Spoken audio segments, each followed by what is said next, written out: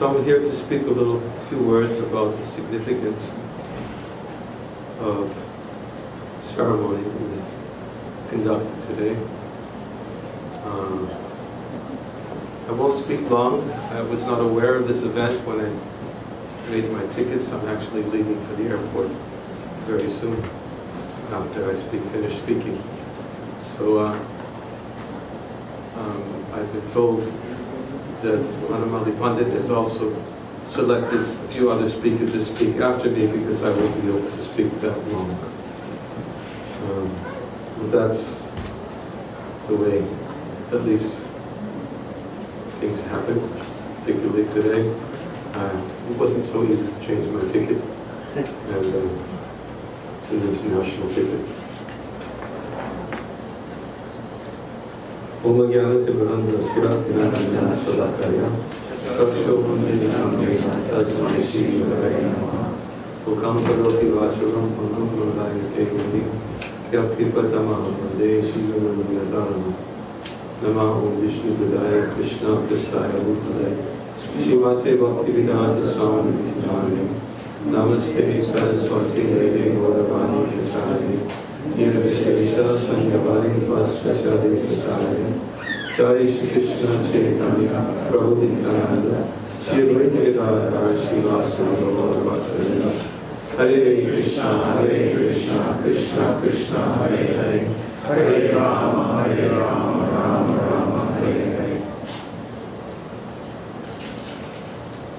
Before I begin speaking, I thought it would be appropriate to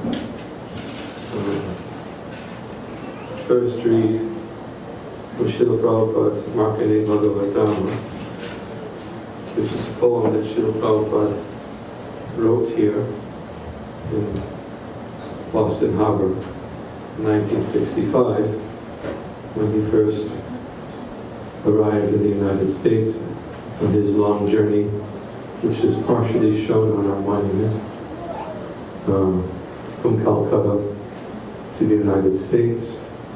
He had come here at the request of his spiritual master to bring Krishna consciousness to the English-speaking world.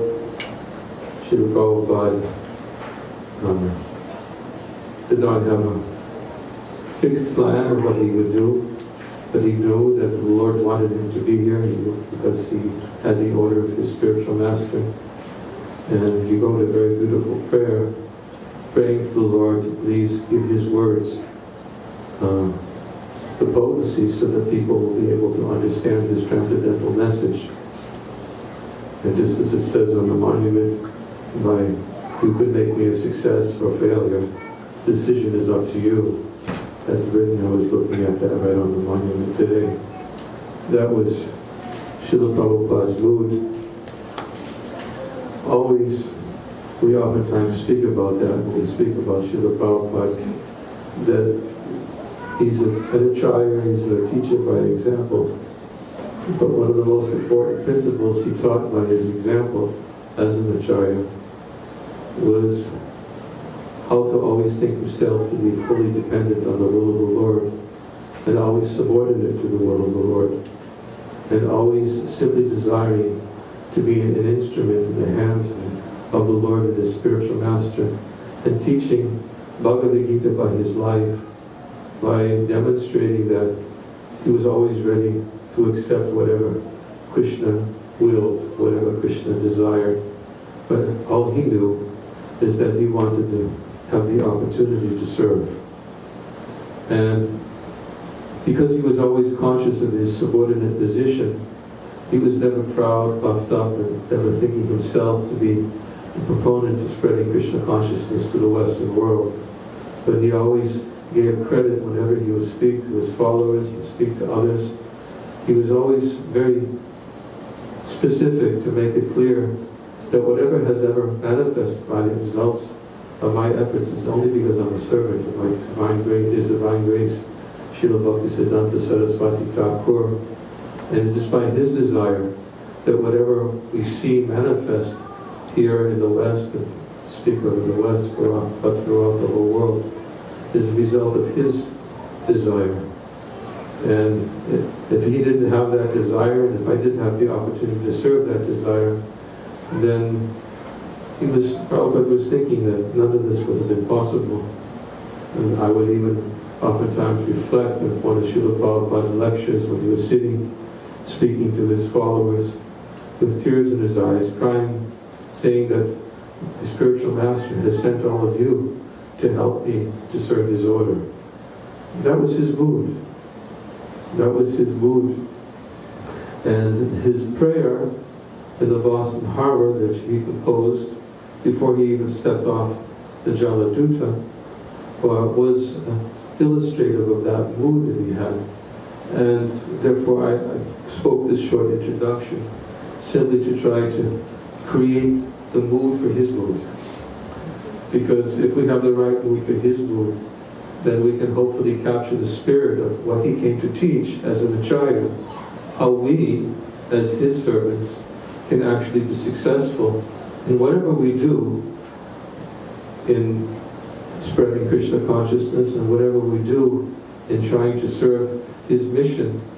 Our success is fully dependent upon his desire and ultimately Krishna's decision, which are all very much the most important factors in anything that's done in Krishna consciousness. That's what Srila Prabhupada taught, and that's the message that we understand from the teachings of Bhagavad Gita. It's the same message that Krishna spoke to Arjuna, and it's the same message that Arjuna demonstrated by his own example, that after hearing Krishna's instructions in Bhagavad Gita, Arjuna understood that he was supposed to be simply an instrument in Krishna's plan, and Krishna already had a plan. And either I can take part in the plan, or I don't take part in the plan. But because Krishna wants it, it will happen. And one of the things that Krishna wants is he always wants to please his pure devotees. That is one of his consistent qualities that's understood to be one of his greatest qualities. It's the Bhakta Vatsalya. It's described as the emperor of all of his qualities, is that he's very much inclined to please and to uphold the words of his pure devotees. And that means that when someone like Srila Prabhupada prays in his prayer in the Markandeya Bhagavatam, that he prays that I am simply a puppet in your hands. If you wish these people to hear your message, then they will be here by your wishes. And he says, because I'm a puppet in your hands, I cannot do anything independent from your will. And therefore Prabhupada prays, as we'll read, please make me dance, make me dance, make me dance as you're like. This was his mood. So I wanted to read a little bit of the, not a little bit, but the whole Markandeya Bhagavatam. And then with whatever time I have, I'll speak a little bit more on the topic.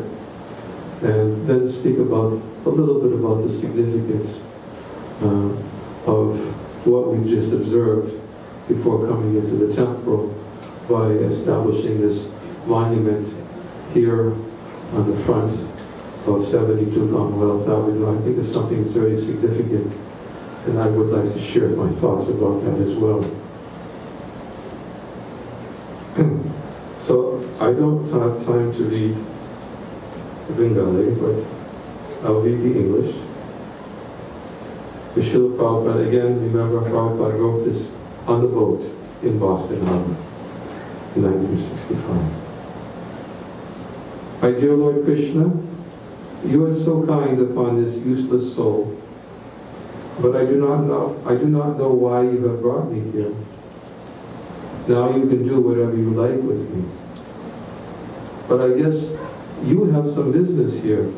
Otherwise, why would you bring me to this terrible place? It's funny, little joke, but when the devotee who designed these monuments was coming up with the things that he wanted to put on the monument, you know, that I know the devotee very well.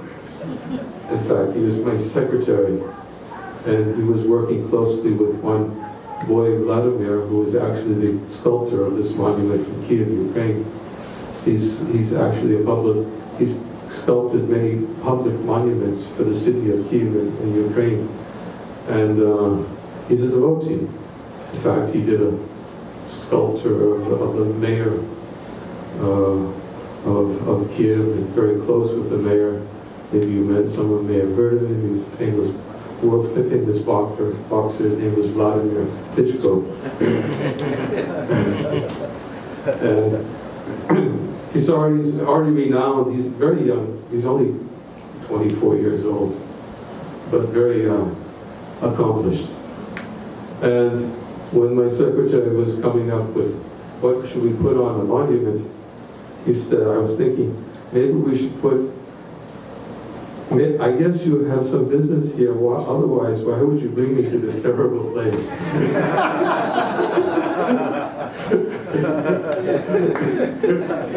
Srila Prabhupada's words.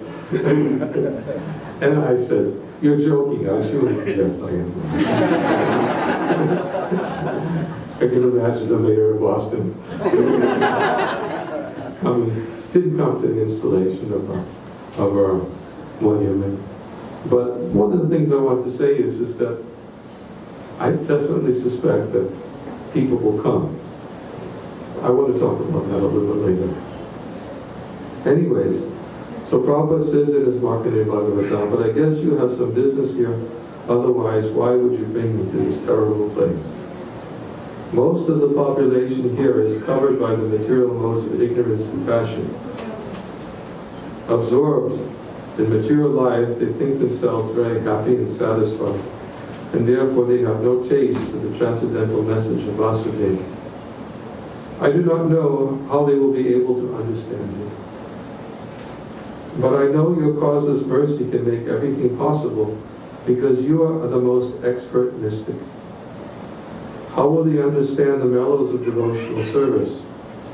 O Lord, I am simply praying for your mercy, so that I will be able to convince them about your message. All living entities have come under the control of the illusory energy by your will, and therefore, if you like, by your will, they can also be released from the clutches of illusion. And then Prabhupada says, I wish that you may deliver them. Therefore, if you so desire their deliverance, then only will they be able to understand your message. The words of Srimad Bhagavatam are your incarnation, and if a sober person repeatedly receives it with submissive oral reception, then he will be able to understand your message. And then he quotes several verses from Srimad Bhagavatam. I won't quote them due to my limited time. But the essence of the verses is that how Sri Krishna, who's the super soul in the heart of all living beings, he cleanses within the heart, he cleanses the heart of everyone from within their heart who develops the urge to hear his messages when they are properly heard and chanted. He cuts away the knots of their attachment. Now Krishna, who's the super soul in the heart of everyone, he acts from within the heart of everyone. When someone simply develops a desire to hear his messages when properly spoken, properly presented, it's the essence of the verses that Srila Prabhupada quoted from Srimad Bhagavatam. Then Prabhupada says, he will become liberated from the influence of the modes of ignorance and passion, and thus all inauspicious things accumulated in the core of the heart will disappear. How will I make them understand this message of Krishna consciousness? I am very unfortunate, unqualified, and the most fallen. Therefore I am seeking your benediction, so that I convince them, for I am powerless to do so on my own. Somehow or other, O Lord, you have brought me here to speak about you. Now, my Lord, it is up to you to make me a success or failure, as you like. O spiritual master of all the worlds, I can simply repeat your message, so if you like, you can make my power of speaking suitable for their understanding. Only by your causeless mercy will my words become pure. I am sure that when this transcendental message penetrates their hearts, they will certainly feel engladdened and thus become liberated from all unhappy conditions of life. O Lord, I am just like a puppet in your hands. So you have brought me, if you have brought me here to dance, then make me dance, O Lord, make me dance as you like. I have no devotion, nor do I have any knowledge, but I have strong faith in the holy name of Krishna. I have been designated as Bhaktivedanta, and now if you like, you can fulfill the real purport of Bhaktivedanta. Signed, the most unfortunate, insignificant beggar, A.C. Bhaktivedanta Swami, on board the ship Jaladuta, Commonwealth Pier, Boston, Massachusetts, USA, dated September 18th of 1965. So,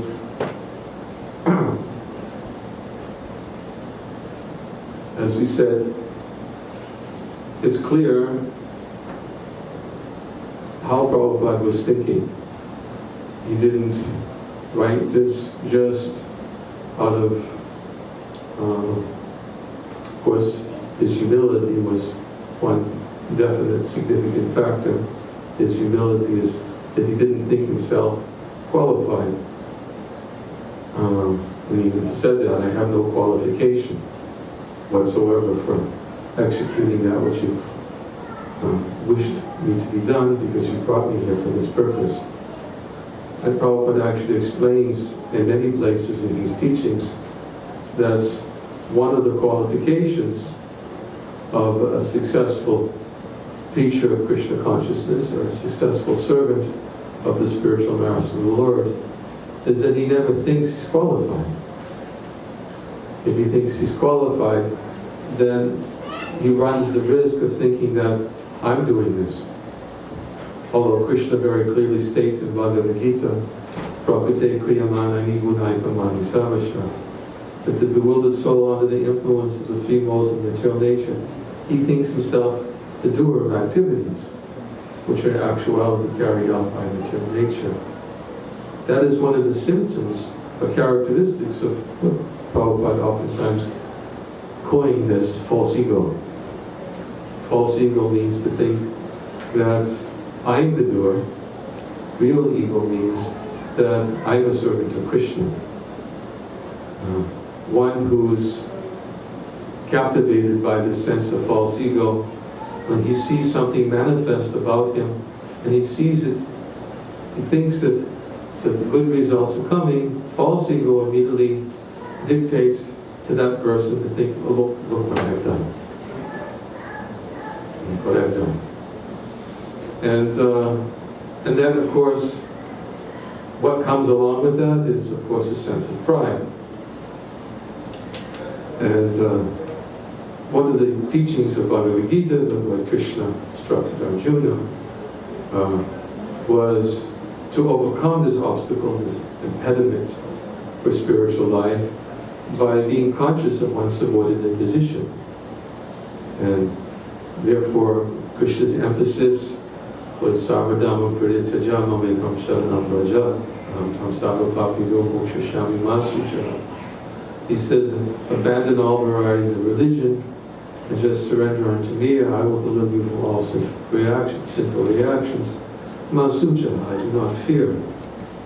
He was telling Arjuna, in this very important verse of Bhagavad Gita, that don't be proud, don't think yourself the doer.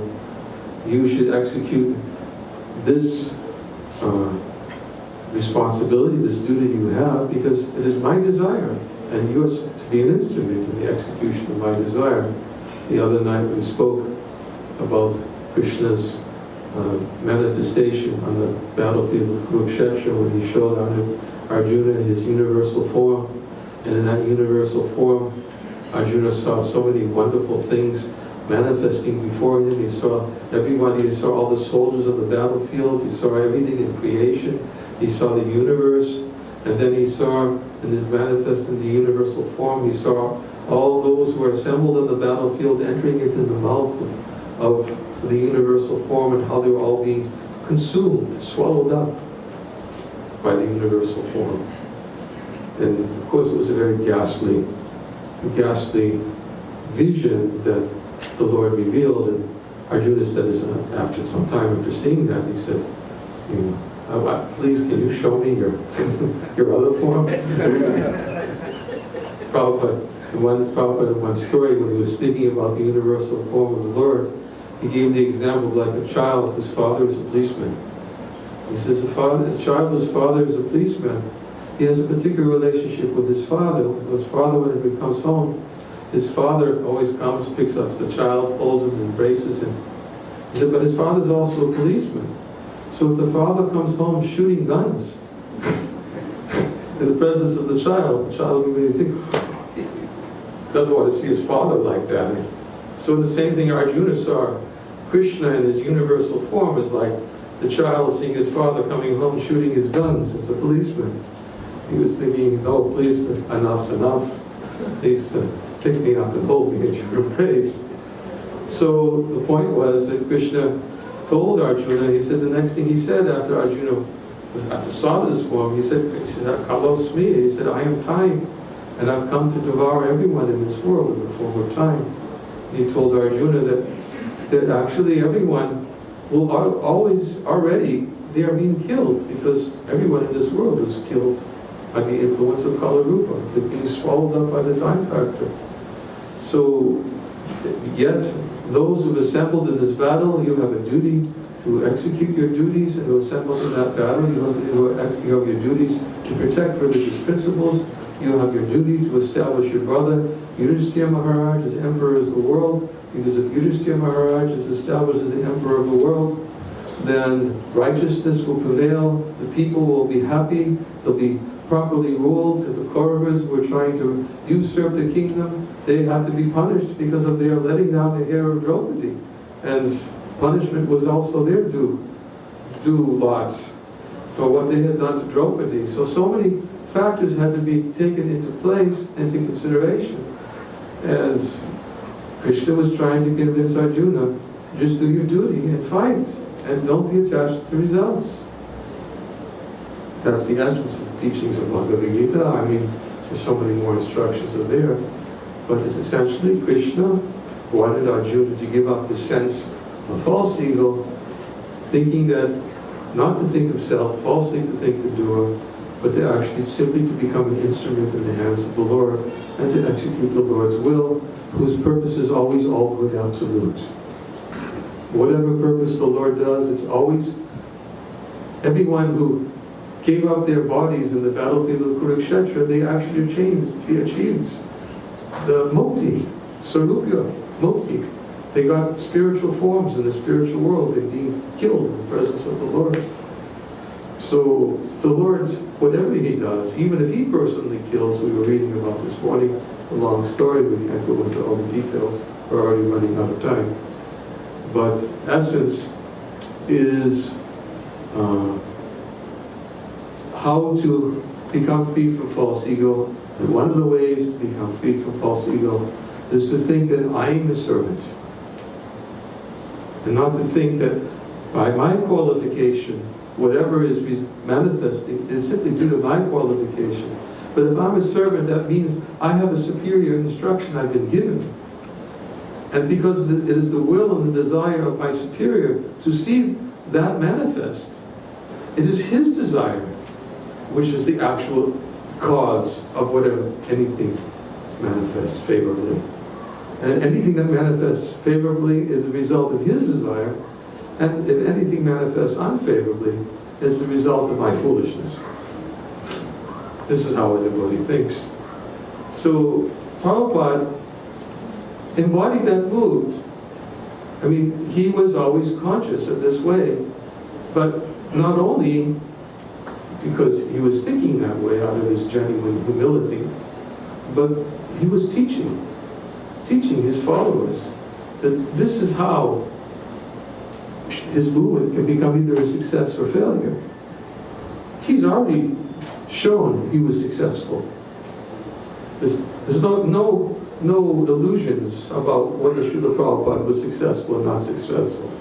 If you look according to calculations, and you see what he accomplished in the short years from 1965 to 1977, establishing over 100 temples throughout the world, establishing farms, establishing print millions of books being translated, and not only translated and published and distributed, and initiating thousands of followers, and impregnating the Krishna consciousness culture into the Western world, which prior to that was a mystery for most Westerners. The word Hare Krishna was not very well known. But Srila Prabhupada brought the word Hare Krishna, practically speaking, into every home. And it's through his books and through his beating of his mridanga and his kirtans and his distribution of his books. And it all started right here in Commonwealth Pier in Boston when he appeared on this soil in 1965. And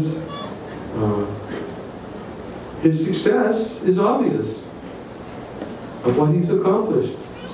So, therefore, his followers should be thinking how to preserve Srila Prabhupada's success. This is how any genuine follower of His Divine Grace A.C. Bhaktivedanta Swami Srila Prabhupada should be thinking how to preserve Srila Prabhupada's success. The Krishna consciousness movement should continue to spread. You know, Prabhupada has already said in his prayer, you deliver them. There's a lot of living entities in the Western world that Prabhupada was thinking about when he said, you deliver them. And he wants them delivered. And Krishna wants to uphold the words of his pure devotee. So everyone who understands the heart of Srila Prabhupada and his mission, they know the weight of the responsibility on their heads. Yes, it is the duty of the follower to preserve the success of the spiritual master. It is the duty of the follower. The spiritual master's success is, in Srila Prabhupada's case, is already self-evident.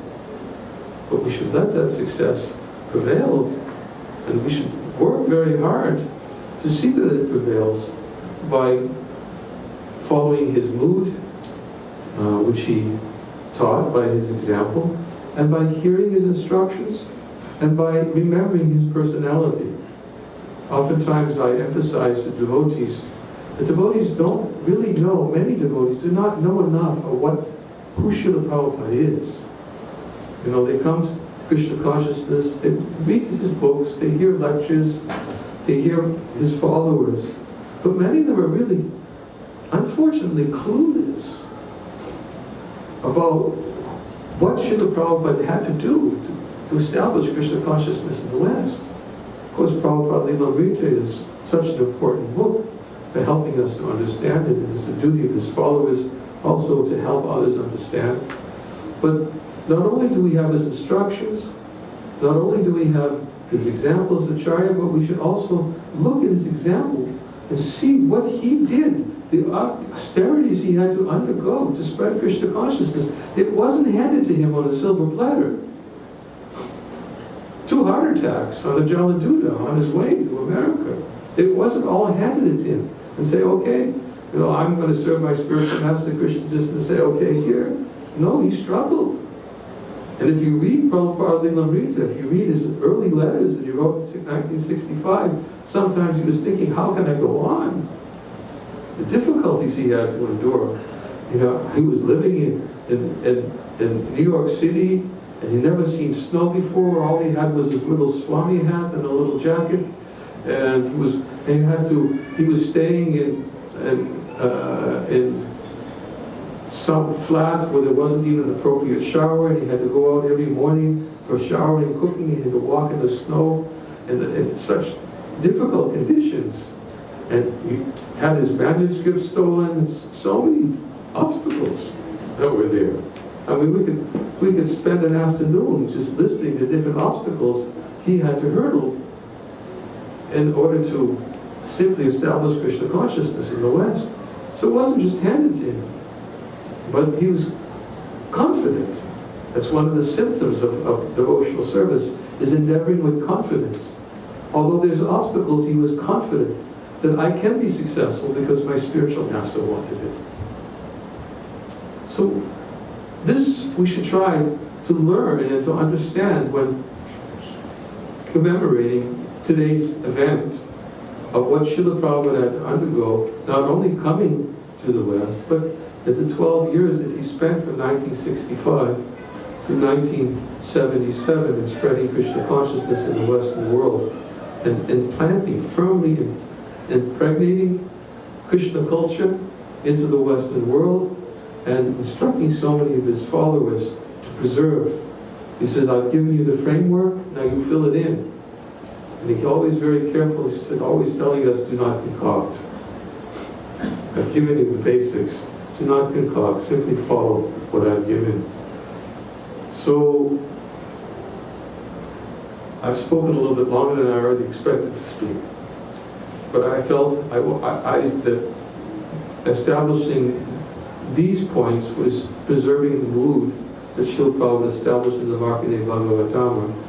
And the other thing that I wanted to say just is that as I was thinking today, as I was looking at this monument, there was a lot of austerities that also had to go in establishing this monument.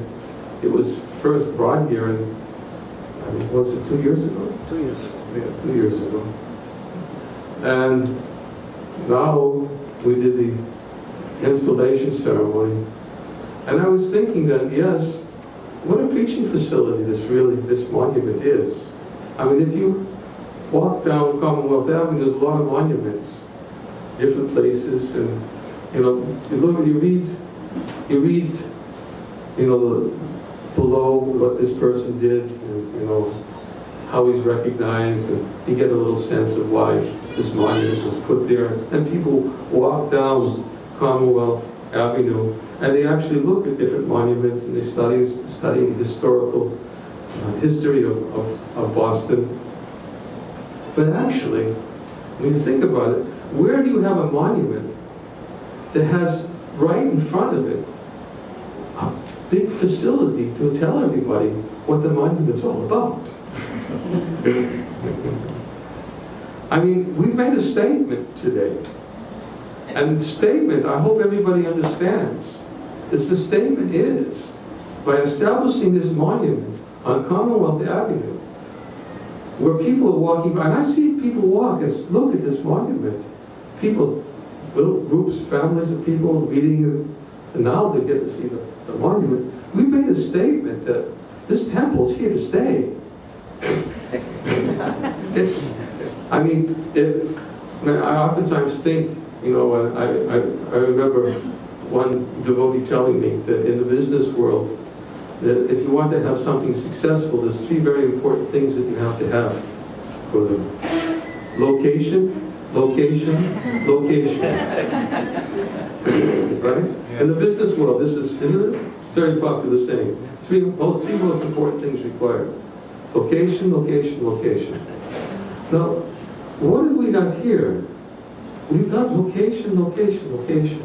We've got people all the time walking up and down Commonwealth Avenue. I'm sure people are going to walk across the street when they see this monument. They're going to read it. And not only that, as I said, we made a statement that this location, of course, we wanted it dearly. We wanted the monument on Commonwealth Pier, but they said, sorry, no, it's not. They wouldn't allow us to put it there. So then the next step was here. So if anybody has some ideas that this temple's going someplace, I hope you don't have any ideas anymore. Because you just established a very strong message. And when you think about it, and if you make this, people who are going to stop and going to read the monument, and they're going to look at it, going to talk about it, and if you make it so very inviting, it could actually become a very inviting place where people will want to come find out more about what they saw on the monument. Before we used to just have a little plaque there with, come Wednesday night lectures, Bhagavad Gita as it is, or something. But look at this monument is going to really, what to speak of, as far as I understand, the city of Boston is a very historical city, and if the devotees actually put some effort in establishing this monument in many of the brochures, and many of the Where's Boston, I know used to be over here on, I don't know if it's still there. I remember when Where's Boston, they used to have a little video for people, tourists coming to Boston, and the devotees were in the video. Hare Krishna. I don't know if where Swastika is there anymore. I remember this from 40 years ago, 35 years ago, whatever it was. But if the devotees actually make some effort to, when people are going down Commonwealth Avenue, they say, oh, we got to go across the street. There's a monument there of A.C. Bhaktivedanta Swami Prabhupada, and they'll go there, and you have this wonderful, inviting atmosphere in the front of the temple, and a wonderful, inviting lobby for people to come in, and a beautiful temple, and somebody answers the doorbell, and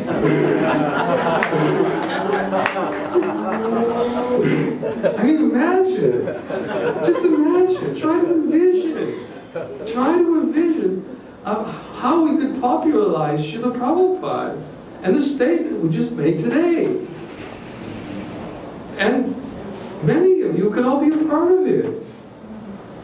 Could all become a part of it. This is not even thinking big. I mean, Prabhupada would think big, but this is not even thinking big. This is just thinking logical. Logical. What we've done, we made a statement. We're not going to move the monument, I hope, to put it someplace, way out in the nowhere where nobody's going to see it. Location, location, location. This is a place where people should come to find out about Srila Prabhupada's journey to the West, and what he did, and what he accomplished, and why he was successful. This is what we should try to embody and commemorate today in the establishment of this monument, and I pray that I was able to somehow inculcate Srila Prabhupada's mood to all of you, and thank you for this opportunity. I think others are going to speak a little bit, but I do have to go. Thank you very much. Thank you.